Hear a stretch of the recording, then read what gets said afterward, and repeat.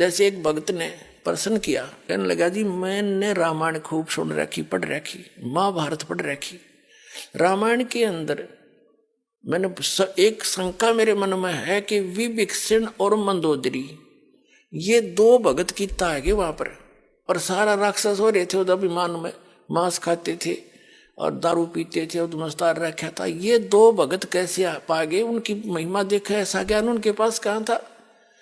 न बोला जी मैंने सब मंडलेश्वरों के पास, आचार्य शंकराचार्यों के पास ये प्रश्न कर लिए, किसी मेरी संतुष्टि नहीं हुई उनसे। तो मैं बोला भाई इस यह संतुष्टि दास तो होगी, सोनी बताऊं दे रहे थे।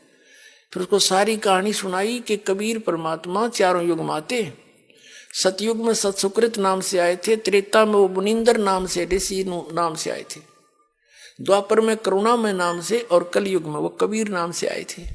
जब मुनिंदर नाम से त्रेता में परमात्मा आए हुए थे, उस समय एक नल और नील नाम के दो शिष्य बने थे, वो बहुत दुखी थे, उनके आशीर्वाद से वह स्वस्थ हो गए थे। फिर वो थोड़ी बहुत गलतियां हो जाती थी, वस्त्र कपड़े धोने जाते थे तो वो भोले भाले थे, उनके हाथों से दरिया में बहुत से कपड़े और बर्तन बह जाते थे। तो परमात्मा ने उनको आशीर्वाद दे दिया था, बेटा सेवा तो करो, लेकिन आज के बाद तुम्हारे हाथ से कोई भी वस्तु पानी में नहीं डूबेगी।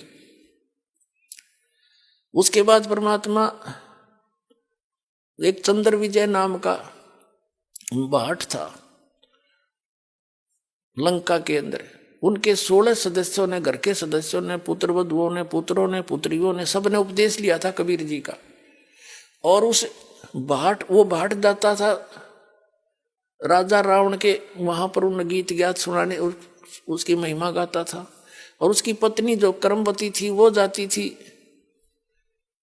मंदोदरी को चुटकले चटकले सुना के, उसने बूंदी अच्छी सुना के ज्ञान सुनाया करती थी। और जब उसने ये ज्ञान हुआ, उस कर्मवती ने भाट चंद्र विजय की पत्नी को परमात्मा का ज्ञान हुआ, तो फिर मंदोदरी को वो ये ज्ञान सुनाने लगी, ये वचन परमात्मा की महिमा के। तो मंदोदरी ने बोली ये कर्मवती चंद्र विजय की पत्नी भाटनी से कि तेरे अंदर तो सारा गोबर भरा था, सारी बेहुदी बात कराया करती, तू आज ये अमृत वचन की तले आई।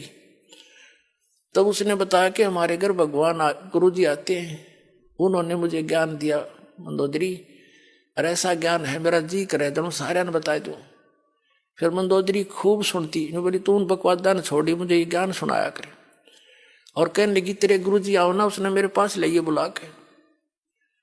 अब उस कर्मवती ने, परमात्मा कबीर जी जब गए मुनिंदर जी ऋषि रूप में आ रहे थे, तब एक उसने कहा महाराज जी मेरी जो मंदोदरी रानी है रावण की, मैं वहां जाती हूँ और मैंने आपका ज्ञान सुना है, उसको बहुत अच्छा लगा।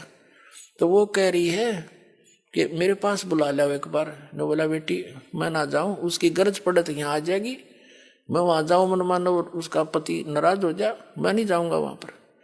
तो कर्मवती गई, जाके कहा कि बहन गुरुजी ऐसे ऐसे कह रहे हैं, और देख संतों को बुलाना नहीं चाहिए, खुद जाना चाहिए। तो मंदोदरी का समझ में आ गई, पुण्यात्मा थी, नो बोली चल मैं चलती हूँ।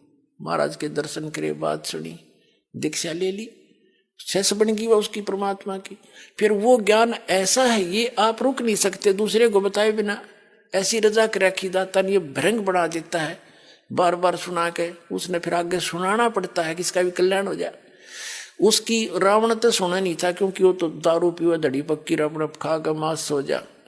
उसका देवर था विभीषण, उसको लगी समझान, उस काफी वो सुनता रहा, बहुत ध्यान से सुना। तो वो कहने लगा कि आपने कल्याण करा लिया, फिर मुझे भी तो कल्याण करा मेरा भी। तो परमात्मा से उसको भी ज्ञान नाम दिलवाया, और सारा ज्ञान समझ के वो दोनों भगवान के अधिकारी बन गए। बाकी उस लंका में कोई नहीं मान्या। तो पुण्यात्मा उसको मैंने समझाया कि ये जो दोनों हंस थे ये परमात्मा के ज्ञान से परिचित थे, इसलिए मंदोदरी ने रावण को कैसा ज्ञान दिया है कि कर्म बिगाड़ रहा तू अपने, और ऐसे दुष्ट कर्म करते हैं पर प्रक्रिया पर तू नीत खराब कर गया, सूरवीर होकर के तू ऐसी गलती कर रहा है। तो ये ज्ञान तब दिया, तब उन्होंने बोला जी आज पेटा भर गया मेरा, बाकी ये बात से तो थारी उठपटांग सी कथा तो मेरे समझ में आ नहीं रही, पर होगा अवश्य ऐसा ही।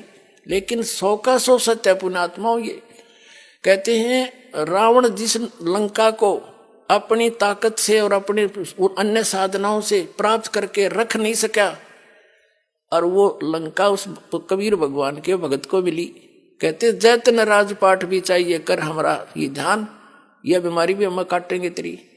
कहते हैं भी विक्षण का भाग बडेरा, दासातन आया तिसनेरा, दासातन आया विश्व बीसा, ताको लंक देई बख्शीसा। बख्शीश में दिवाई कबीर भगवान ने, अगले तू कर ले राज, तने राज चाहिए, क्यों ज्ञान तो था नहीं, भक्ति मालिक की जरूर करते थे। तो अब वो सभी प्राणी जन्म लेते हुए आ रहे हैं, अब सबका मोक्ष होगा। ये है वो यथार्थ ज्ञान, और यहीं पर पूरा समाधान प्राप्त करो और कल्याण कराओ। बोलो सतगुरुदेव।